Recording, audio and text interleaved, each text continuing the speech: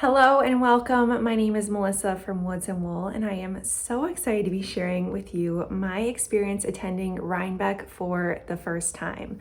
Now, you might have heard about Rhinebeck before. It's kind of this all-encompassing word for fiber festivals that are happening in the Hudson Valley, New York area. So the main one is the New York Sheep and Wool Festival, and then there are several other independent smaller events that are also happening during the same weekend.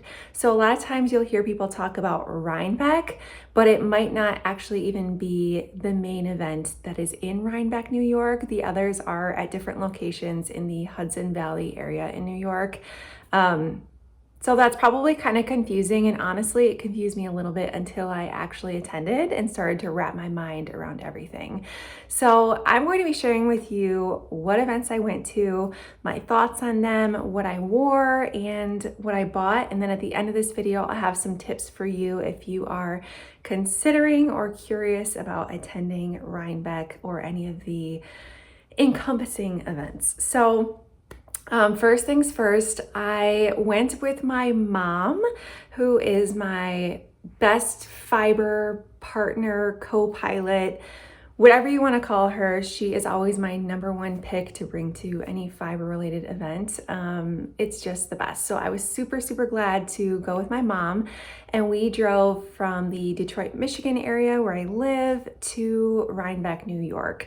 And I actually felt really good about driving. It was a beautiful drive, very long but beautiful. And it was really nice not to have any pressure over what I could fit in my suitcase or how much I was gonna buy, and just gave me a little bit of peace of mind and the ability to relax on the packing front of things. So I was really, really glad that we did that. We also stayed in a hotel in one of the small towns in the Hudson Valley area, and that also worked out really well. But I'll get more into that as we talk. The first thing I wanna share with you is what I packed and what I ended up wearing. So a lot of people at Rhinebeck will make what they call a Rhinebeck sweater. It's not a specific pattern, but it's a project that they have dedicated to wearing to Rhinebeck. So they'll make their Rhinebeck sweater and then wear it proudly at any or all of the events that they go to. And it is such a special and cool thing, but right off the bat, as soon as I decided to go, I knew I was not going to make a Rhinebeck sweater. For me, it was just a little bit too much pressure. I didn't know if I'd really be able to have time to get it done in time. And I just didn't want to make it stressful. I knew that it would stress me out. So my strategy was to just pack everyday outfits that I would be comfortable in. So jeans and a lot of different neutral colored sweaters, and then bring some of my favorite accessories that I already love and bring several of those so that I could fit them all in my suitcase and then pick what to wear on the day of. So the main pieces I ended up wearing was my venture shawl. This project is always just so much fun, and you'll notice a lot of people at Rhinebeck in these events wear kind of like a showpiece. I feel like you kind of want to pick something that shows off beautiful colors or yarns or skills. And I always just feel so elegant and amazing wearing my venture shawl. It's so big and beautiful. So I did wear this one of the days, and then the other design that I did end up wearing was my One More Chapter Infinity scarf. And this little number, it is just so fun, so easy to throw on, and we had a lot of rainy weather. So it was really, really nice just to have a super easy accessory to throw on and then not worry about wearing a raincoat and carrying my umbrella and my mud boots, because I still had my handmade piece on, but it was just really small and light and easy to wear and pack around. And then the other piece I wore was my amble shawl. Again, I just love the shawl vibes. If you're not gonna make a sweater, it's a really cool way to just kind of show off a big, beautiful handmade piece and all the colors and stitching that went into it. So I also wore my amble shawl. Now, my honorary mentions that I brought but didn't wear was my sylvan cowl.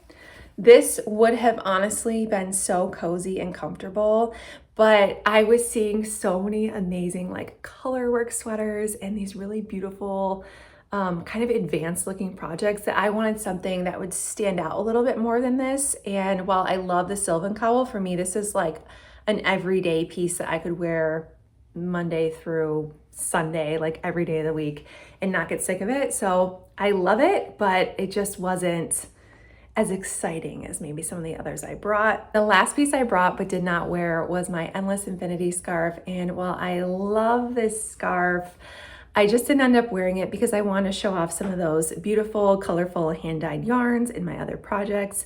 So I didn't end up wearing this one, but how cute is it? I will be wearing it all day, every day this fall and winter when I'm not wearing, all my other makes. I really have to rotate them. So when you're thinking about what ones you want to wear to a fiber festival, think about how much space you have to pack, what the weather is going to be like, and what ones you just feel really, really proud of. And so for me, that was my Venture shawl, Amble shawl, and One More Chapter Infinity scarf. I easily could have worn any of my makes and been so happy and proud of them, but those were the ones that stood out for me this time. So that was my strategy for my outfits, was just pick jeans, neutral sweaters, and then bring accessories that I knew I could change the day of and decide based on the weather. And it worked out really, really well. Some other things I brought that other people gave me advice to bring was a water bottle, a backpack, and I also ended up wearing my mud boots the entire time because it was rainy and I was carrying my umbrella for most of the weekend. So it really worked out well for me to just have those small, lightweight accessories, and then the rest of my outfit was very functional and just comfortable to be walking around in the rain in. Now I'm going to be sharing each of the events that I went to, some of my thoughts and first impressions about it, as well as what I bought at each event. I'm going to be going through in the order that I went to the events. So we're going to be starting off with Indie Untangled. Now I woke up this was on Friday, and we again stayed in a hotel, and I went down to get some hotel breakfast first thing. And the entire hotel lobby was full of different people in their Rhinebeck sweaters. Everyone, I kept hearing like Ravelry and pattern names I was familiar with, and it was just so exciting to me. It really set the tone for the day that you were already a part of this community that was so excited to gather and go to these events and shop and just experience the wonderful world of yarn and wool together. So got ready, left the hotel, and went to Indie Untangled. Now, Indie Untangled was the smallest of the events we went to. It was honestly set the bar very, very high. So while it was a small event, I honestly felt like it was so well organized, very well put together. There was 2 barns, and they were kind of probably a 5 to 7 minute walk apart, so nothing crazy. But you did kind of have to hustle because Indie Untangled gives you timed tickets. So we had a specific time slot to shop. It was an hour and a half long. We had the second time slot of the day, so I think it was 11:30 to 1 o'clock. And I had really wished that I had the first time slot of the day, but it ended up working out really well that we had the second, because I think from what I heard, the crowds were a little bit tapered back. So that was very nice. But if I went again, I would definitely want the first time slot, and you get a free tote bag with the first time slot. Which I should also mention, they had these really beautiful designed swag for Indie Untangled in most of these events. But for Indie Untangled, I was thinking, oh, well, I'll just buy one when I'm there. But they didn't have any for sale. I don't know if they were just sold out, or I know you could pre-order them and pick them up. I made the mistake and didn't do that. So I ended up coming home and I ordered one when I got home, so it'll ship to me. But I had really wished I bought one there. So anyway, that's a little tidbit for you if you want one of the Indie Untangled tote bags. They are so cute every single year, and everyone was carrying them around, and you could see what years they had attended based on the tote bag they had. So anyway, we had an hour and a half to shop these 2 barns, and it actually worked out really well that everything was in time slots, because it was crowded, but it was not overwhelming in any way. My mom and I, actually, the first barn we went into, we walked straight to the back of it, and then we shopped our way forward instead of starting at the front and then shopping our way back. So that worked out really, really well for us. And all the vendors were just phenomenal. Like everything just looked so professional, so good. The yarns were beautiful. And I just can't say enough good things about Indie Untangled. I was so pleasantly surprised. As we were leaving, I said to my mom, if this is as good as it gets, this hour and a half I just spent at the first event of the weekend, if this is as good as it gets, I had a great time. Like, this was already exceeding my expectations. So let me share with you what I actually ended up getting from Indie Untangled. I only bought a couple of things because I just felt the pressure of it being a specific time slot to shop in, and I had a hard time relaxing and thinking about what I would make. So I only ended up getting a couple of things, but I'm very, very excited about them. The first thing I got was some wool wash this is from Porter Wool Co.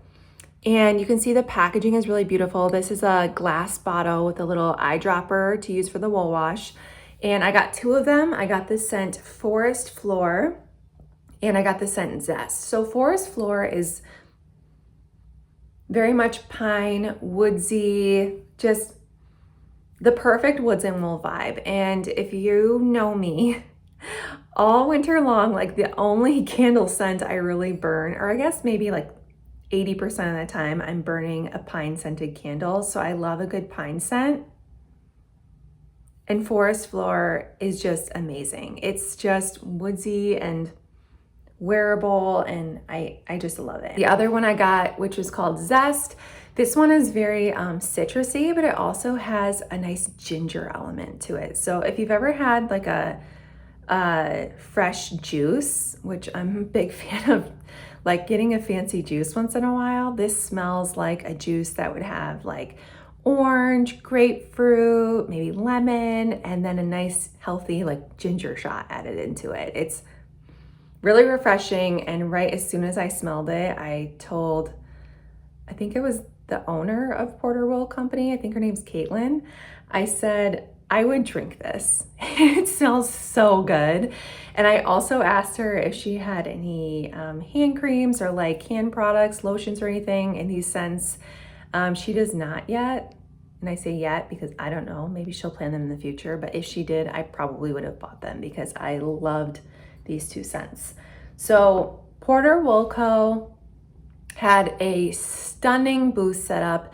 The colors in their booth, they had the most beautiful kind of persimmons colorway. They had some speckly neutrals. They had a couple different olive tones, which I loved. And then they also had some really bright, fun, almost like neon vibrant colors. It was a stunning booth. I still can't believe I didn't buy anything there. But I blame that time crunch. I really felt the time crunch while I was shopping there. But Porter Wool Co. was stunning, and I immediately followed them on Instagram and will be shopping their updates in the future, I am sure. The other thing I got from Indie Untangled was this beautiful Cori spun yarn from Lamstrings Yarn. This is from, her name is Shanna. She's the owner and dyer of it. And Shanna and her company, Lamstrings Yarn, are based in New York where she lives. And this Cori spun yarn I thought was so special because she uses a New York mill, which I believe is Battenkill Fiber Mill. You may have heard of them. But that is where she gets this Cori spun yarn spun at, I guess. And they also source the Corriedale fiber from local farms. So I love finding those truly local, unique yarns. So for me, this was a no-brainer. And if you see the color, it's not showing up super well with the lighting. Here, I can put it in this little sunny patch, but it has a beautiful heather to it. It's very soft, and it is just absolutely beautiful. So I think I'm gonna make a cowl or infinity scarf with these. And I should mention this is a 75% Corriedale, 25% merino, 3-ply DK weight yarn. So this could be usable for so many different projects. But I was really, really, really excited to chat with them. And there was another person working the booth, and she was so helpful and just delightful. And it really, really helps when the vendors themselves are just friendly and conversational, and all of them are, but for me personally, it makes me feel like emotionally connected to what I'm purchasing. So those were the two things I got from Indie Untangled. And then my mom and I got some wood-fired pizza there, which was so good. And we just kind of hung out for a little bit before heading to our next event. The next event we went to was the same day, and this one was Woolen Folk. And Woolen Folk was a doozy.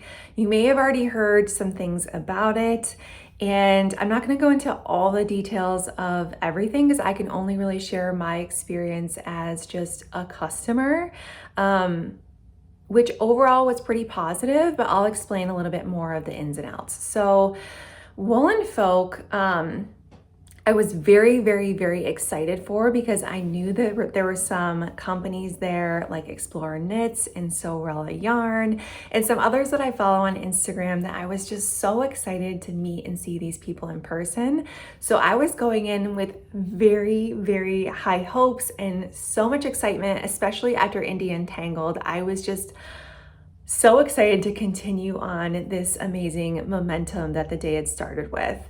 But I was a little bit nervous going to Woolen Folk because the event had moved venues, I think about a month or two before it took place.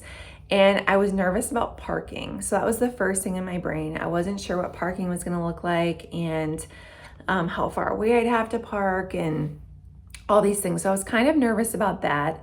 And I ended up getting a pretty good parking spot because we got there probably about 3 o'clock, which was 3 hours after the event had started. Because again, we were at Indie Untangled first, so we went directly from there and then got to Woolen Folk about 3 o'clock. So at this point, the event was like 3 hours in. And I think from what I heard, the crowds were already starting to dissipate a little bit and things were calming down a little bit. I will say, my first impression, again, I'm going in with so much excitement, really don't know what to expect. And my first impression was just very overwhelmed. It was absolutely packed. And again, this was 3 hours into the event. So I can only imagine what it was like at the beginning. But I found it very overwhelming. I saw a lot of the vendors that I was excited to see, but it was hard to even get into the booths. It was hard to see the yarn. It was hard to say hi. So that was kind of, again, I just didn't know what to expect, but I was trying to go with the flow, but it did kind of throw me off a little bit. And another thing, the layout of the event was very choppy, and I just don't even know how to describe it without being there, but some vendors were indoors, some were outdoors. Some of you had to literally go through giant muddy spots. Like my boots were covered in mud. And again, like that happens, it's raining. You can't always plan for perfect weather. But even after being there, I never saw like clearly marked exits or bathrooms, or it just overall was a bit of a mess, to be honest. And this event was the most expensive. I bought the early bird ticket, which was $45. And then the not early bird ticket was, I think, like $55. So this was a very expensive event just to attend, just to be there, just to get in the door. So that's why I had high expectations. I also used to help plan events for part of my corporate job. So I have high expectations when it comes to the organization and communication of event. And I don't want to go on and on and on about this for too long, but ultimately this event was not accessible, not safe. And these are things I just didn't, again, I was concerned about parking, but overall excited.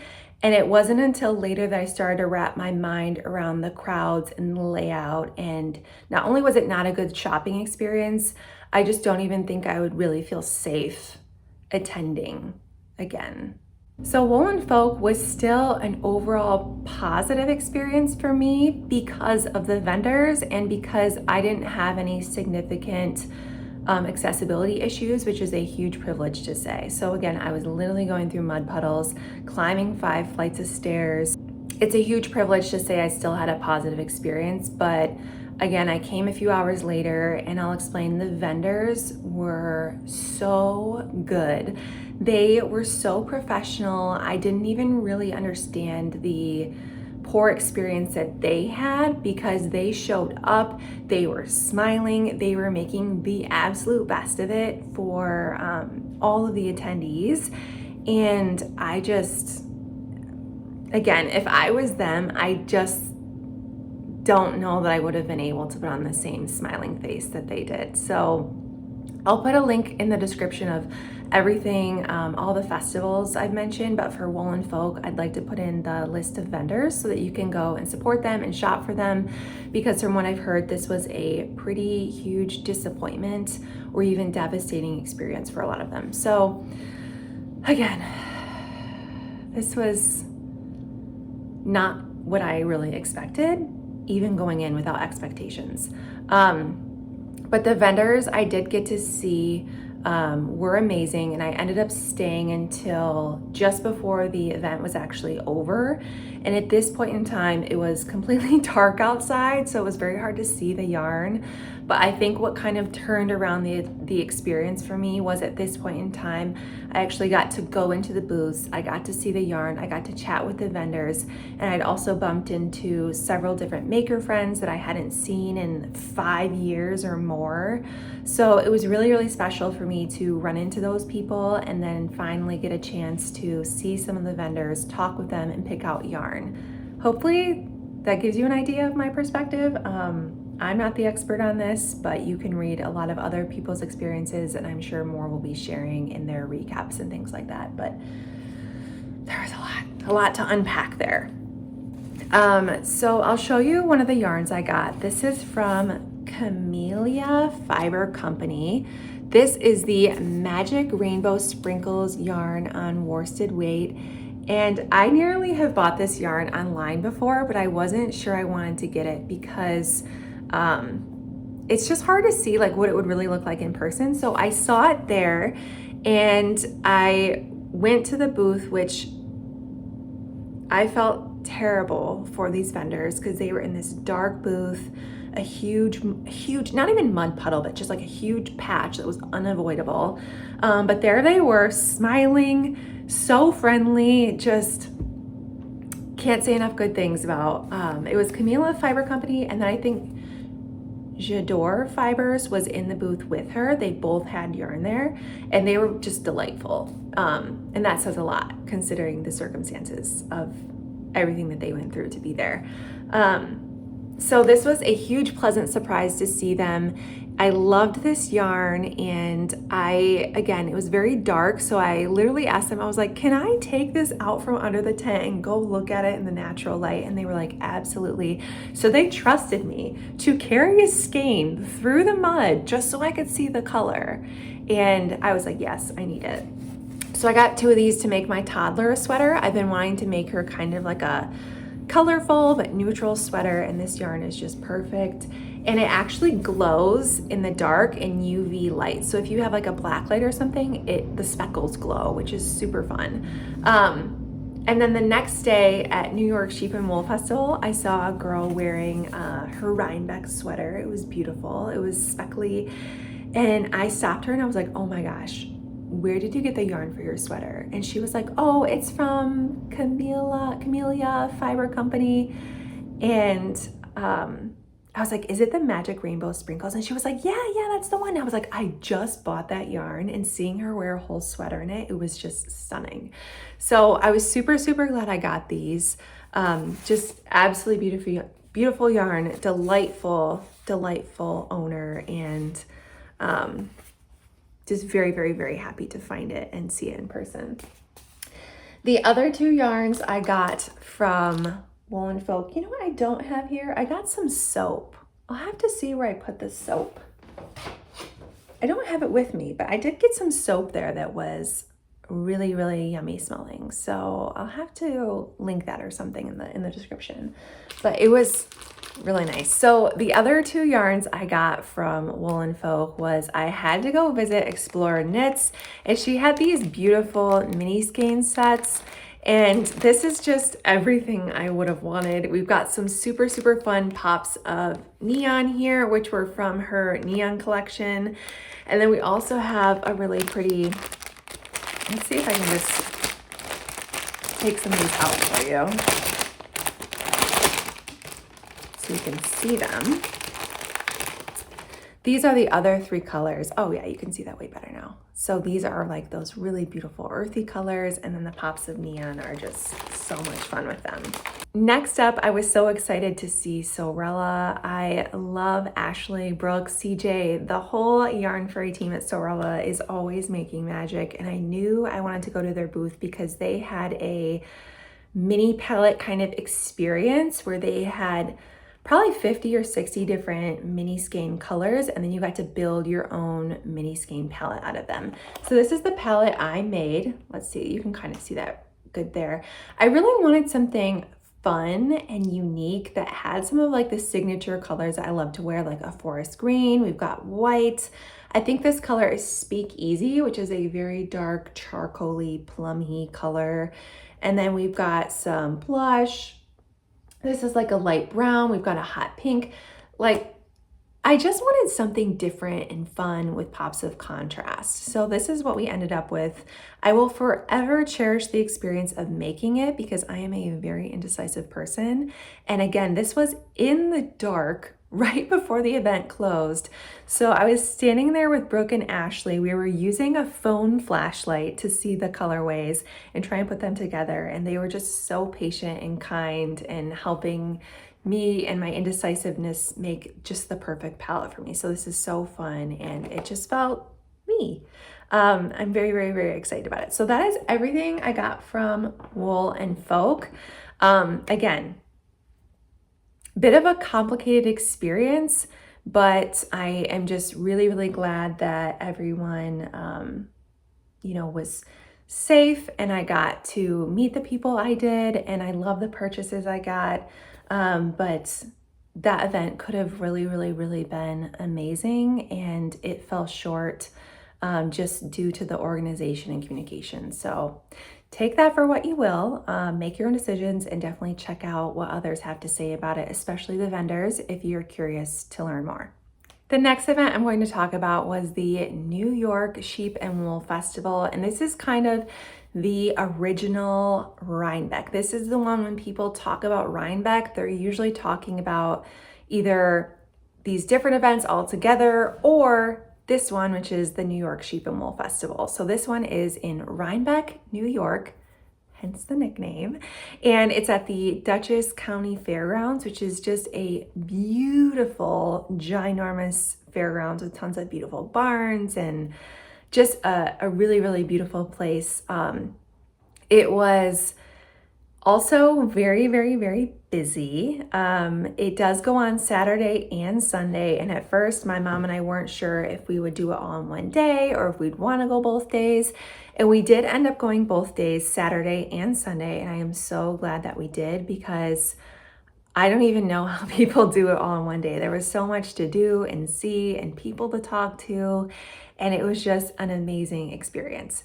So the first day, which was Saturday, I was really focused on just kind of getting an idea of where things were and maybe things I'd want to think about buying. I wanted to meet people. I wanted to see friends. I wanted to make new friends.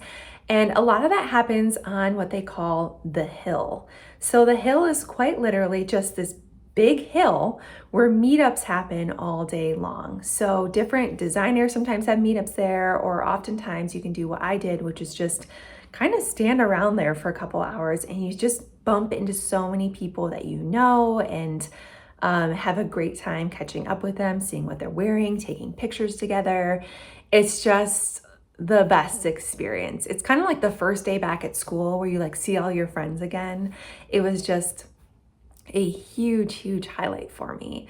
And then there's tons and tons of different ginormous barns filled with vendors, filled with exhibits, filled with sheep, filled with, food, it just was such a well-rounded, wonderful event. And there were so many people there, but the space and the fairgrounds itself really accommodated it better. There was still a lot of crowds. I would say Saturday was a little more crowded, but Sunday was still very full of people. Long lines for food, things like that. But even when I say it accommodated the people better, like the bathroom situation, there were multiple bathrooms. There was only a line, but the line went by super fast, and there was always attendants like actively cleaning the bathrooms, like really keeping things moving, making sure everything was stocked. Like it was just very, I thought, well done in terms of accommodations. So it was a very different type of event. And what I mean by that is I feel like Wool and Folk and Indie Untangled were mostly focused on yarn, whereas the New York Sheep and Wool Festival has so many different things to offer. You can go to talks about breeds of sheep, you can take classes, you can watch exhibits and different kind of like little events that they do. Like there's sheep herding demonstrations, those are really fun. There's shows happening where there's like different sheeps being shown in the show rings to watch. I mean, it's just endless. And then even for the products, there's rug hooking, there's wool applique, there's tons of yarn. There's again some of those other vendors, like I saw knitting needles and soaps, and there was a whole section just of books, and a lot of the authors were there signing their books. So I got a couple books for our toddler, and the author signed them for me and like drew a little sheep in them. One of them was Mary Had a Little Lamb, so that was perfect. Everywhere I turned at the New York Sheep and Wool Festival, I feel like I was delightfully surprised by everything I was seeing there. The food was great, the sheep of course were great, and just bumping into people, seeing all the vendors, it was really fantastic. So let me show you a few of the things I bought there. I did get some non-yarn things. I got some of these alpaca mittens. There was a farm there. They're called Iduma Creek Alpacas, and they're based in New York. They have an alpaca farm. And so I got these really pretty cable knit gloves. They're so soft. Alpaca is just so good. I got 2 pairs of these socks that they had. They're an alpaca sock. These are actually like a green. They're like an olive green colorway. And the other pair I got, I ended up wearing the entire next day. And let me tell you, they were heaven on my feet. Which if you go to any of these events, there's very limited seating. So that is something to keep in mind, to be prepared to be on your feet a lot. So I was very happy to have these socks to wear. I also got a sticker. My mom actually got this for me. They had stickers. This is the Sheep and Wool Festival logo, and every year there's a different logo for it. So again, it's very cool to see everyone with their tote bags, and it shows like what year they attended based on the tote bag they're carrying. Just very, very cool. And most of the first day I was just kind of taking all in, just again, very excited to be there. And as we were leaving, there was a booth, and these little mini skeins caught my eye. And so I stopped and I was talking with the vendor there. This is 15 minutes before it closes. You're seeing a theme here. I always feel like I find the best things, or maybe I just make the purchases like right at the end. But there was this little booth called Boondoggle Farm. It's a farm based in Vermont. And I was talking to the woman in the booth, and she was telling me that her mom has a farm, and it's called Boondoggle Farm, which if you don't know what a boondoggle is, I love this word. It's something that you can Google it, but a boondoggle is usually something that has the appearance of work, but is actually like quite leisurely, or even a waste of time sometimes. So it was just really cool to hear about the name of the farm and how they really just like enjoy everything they do, even when it has like an appearance of work. And they have these beautiful Finn sheep. So these are little mini skeins. And then I got a like a full-size hank of it as well.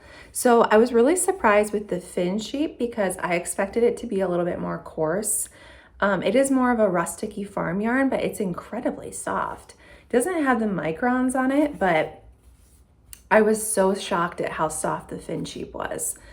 And that is why I love going to events like this, because you get to really feel all of these yarns and feel the difference of like the Corriedale spun I showed you earlier and how Corriedale feels versus a fin sheep versus another kind of sheep. You can just see all the different sheep and feel all the fibers, and it is just magic. So that was kind of the end of day one. And then on day two of the New York Sheep and Wool Festival, so now we're on Sunday, so my overall third day of the Rhinebeck experience, I didn't do too much more shopping, but one of the first vendors we saw was Junction Fiber Mill, and they were really nice. And I kept thinking about their yarn all day long and what would I get? What would I make with it? And I ended up going back to the booth and spending quite a bit of time there really thinking about which one I wanted. And I ended up getting 3 hanks. I got this free tote bag with my purchase. It says Vermont Vice on it, which is one of their most popular colorways. It's like a very colorful like neon yarn. And it says Junction Fiber Mill. So I got 3 hanks of this yarn, which is called Fresh Luxe, mostly New England wool. And Junction Fiber Mill, the owner was telling me, I'm blanking on her name, but she was an absolute delight. She was telling me that 10 years ago, she bought this fiber mill, and at least I think she said 10 years ago. 10 years ago? You know what? At this point, I'm not even trusting myself. So just go to their website and check it out. But she bought a fiber mill and had no idea what she was doing and learned everything about it, and now operates this fiber mill out of Vermont. And she has her own flock of Corriedale sheep. And then this particular fiber she actually got from a different fiber farm in Vermont. So it is so beautifully spun. And one of the reasons I was really attracted to her yarn and why I loved it so much was this yarn is so plump and bouncy looking. And I was asking her about it, and she was explaining the different machines to me and how the fiber mill works. And I was like, how is your yarn so plump? And she was telling me that it's actually just the fiber itself, and the crimp of the wool makes a really nice bouncy yarn once it's spun up. And she told me that this colorway, which I'm not sure if it says the colorway on it, but it's a very, very, very light gray. And she told me that this yarn, which is Montadale Chevoy, I don't know how to say this, and merino, that it's basically the bare fiber, and then she adds like 5% black merino to it to make it this colorway. So it's normally like that undyed cream color, and then she adds the merino in it to soften it and make this light gray. It's stunning. So I would really, really, really like to make a vest with it. You heard it here first. Maybe it won't be done in 5 years, but that's the plan. So I got 3 of these. I'm just crossing my fingers that it's enough yarn, but I'm hoping to make a vest with it. It's so beautiful. And then I also got a baseball hat there because they had these really cute baseball hats. And I just love a baseball hat. It's got this cute little leather strap on the back. I have one very similar to it that I've had for several years, wear all the time. And I was like, yep, definitely need that. So that was everything I purchased for the weekend. I didn't go in with a ton of expectations about what the events would look like or what I would be purchasing, though I did have some hopes, and I think all of my expectations were really exceeded just because the vendors were so amazing. And I feel like I learned a lot of what I would do if I attended again in the future, which I really hope to. So now let me talk a little bit about my tips and just things I learned that I'll share with you. The first takeaway I'll say from all of this is make a plan or don't. You can also go with the flow and it'll probably be just fine. That's kind of what I ended up doing.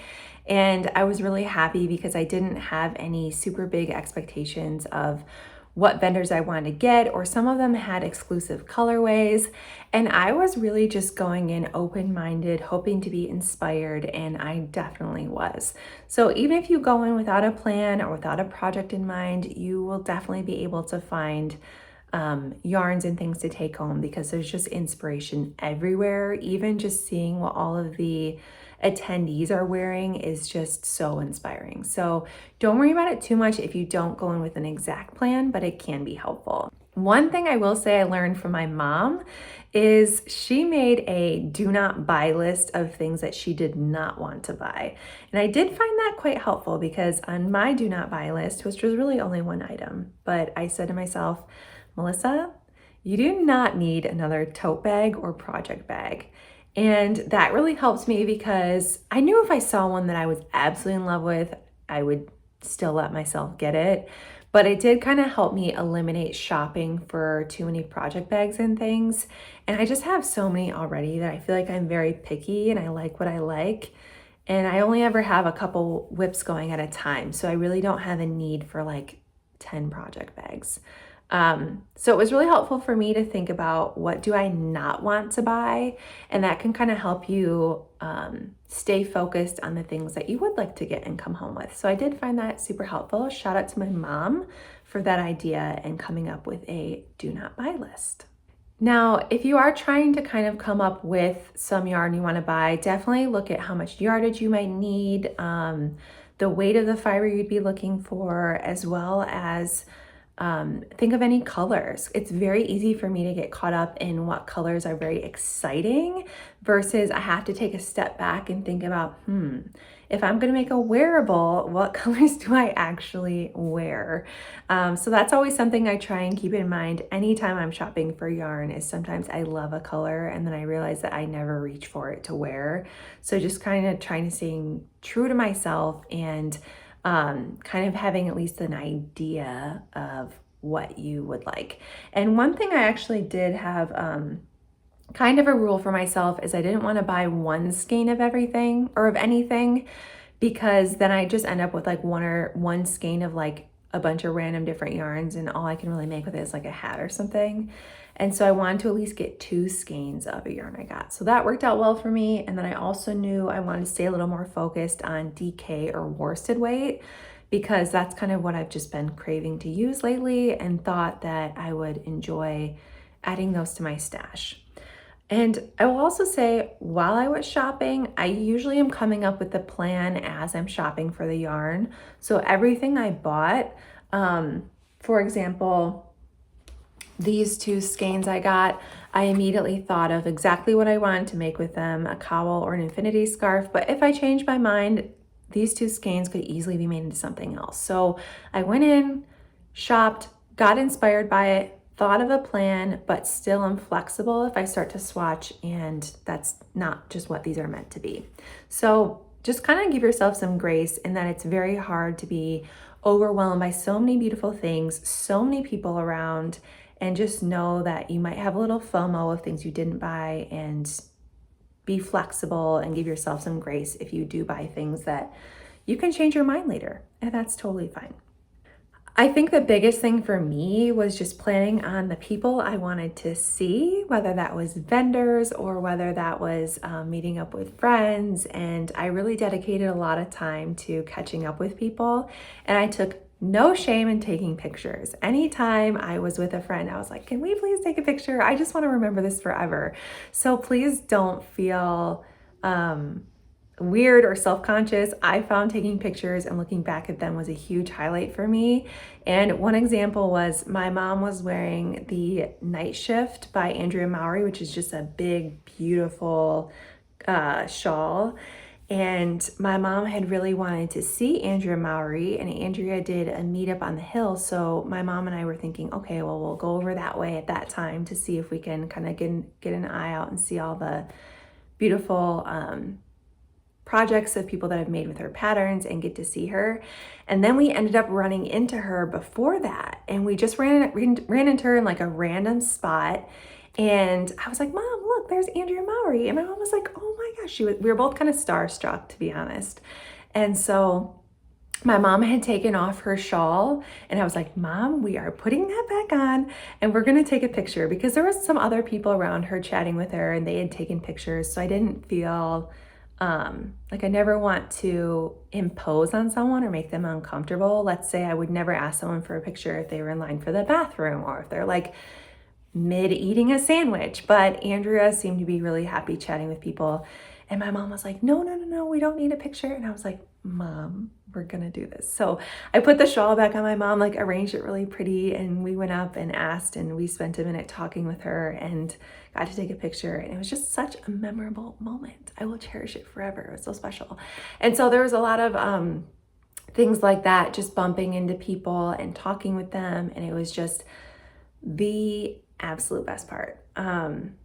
So if you're there, if you recognize people, or if there's someone that you want to meet up with, ask where they're at, or ask, if they're doing a meetup on the hill. I found, to me, that was like the absolute best part. And then also I mentioned that we stayed at a hotel, and there was one friend that I was talking with, and they were actually staying at the same hotel. So we did like a little sip and stitch later at the hotel, and some other people that were staying at the hotel joined us, and it was, again, just like a huge highlight for me just to sit down and do some stitching with other makers. And so just don't be afraid to chat with people, put yourself out there and connect with others, because it can really just enhance the entire experience, and for me was by far the best part. Now, if you are choosing a hotel or an Airbnb or wherever you prefer to stay, again, I was new to all this, didn't exactly know what I was getting into, but I just pulled up a map, looked at the places and the locations of the events I wanted to go to, and picked a hotel in a central area. Worked out pretty well for me, so I would just recommend kind of looking at the events you want to go to, where they're located, and picking somewhere to stay that's relatively close. So everything for us was within a 20-30 minute drive, felt very doable, and we had a really nice kind of central location that was our home base throughout the weekend. A couple other things, no matter what events you go to, you'll want to think about is preparing for any type of weather, as well as preparing to just do a lot of standing. Even though I wore very comfortable boots, my legs were very tired. So just really be prepared for any weather conditions, and just wearing very comfortable shoes, bringing water. I definitely had to take some Motrin. So just really be prepared to take some pauses, keep yourself comfortable, because it is a lot. No matter which one you go to, it's just hard to find places to sit sometimes, and hard to take a minute to catch your breath and take a break. Also, I packed quite a few snacks, so that's also very helpful. The last tip is really shopping specific. So if you go to any of these events, just keep in mind that things sell out very fast. So if you see something, there is no guarantee that a vendor will have more of it. While they keep everything as well stocked as they can't perfectly predict what's going to sell out quickly. So if you see something that you have your heart set on it, buy it right then and there, because chances are if you walk by an hour later, it could be gone. Even at the New York Sheep and Wool Festival, which was 2 days, by midday on the first day, there were things just totally sold out, whether it was a certain colorway or fibers or socks in your size. I started to notice some things getting picked over, which I was okay with, because I didn't go in with any super big expectations of what I was going to buy or vendors I wanted to shop. But if you did, and you were really particular, had your heart set on something, you'll definitely want to be quick, be intentional, and get it right then and there when you see it, because chances are it'll get snatched up really fast. That wraps up my experience attending Rhinebeck for the first time. All in all, it was incredible. It felt like the experience of a lifetime, and I am just so grateful that I got to go. There were a lot of ups and downs and lessons learned, and I'll definitely be taking all that into account if I attend again. But for me, just seeing a lot of the people there, connecting with new and old friends, was just more than I ever could have hoped for, and just felt like absolute magic. So if you get the chance to go, or if you've ever been curious about going, I would highly recommend it. But do your homework, prepare yourself for the best shopping experience that you can have, and keeping yourself comfortable, because it is quite a lot in one weekend, but I am just so grateful. So I will include links to a lot of the things I mentioned in the description box. If you have questions about Rhinebeck, or maybe specific things I didn't talk about, definitely leave those in the comments and I'll be happy to answer. And until then, you can find me over on Instagram, and you can also check out my Rhinebeck story highlight there with a lot of the pictures of the people I got to meet, the things I got to see, and just share a little bit more of the Rhinebeck magic with you there. So thank you so much for watching. Until next time.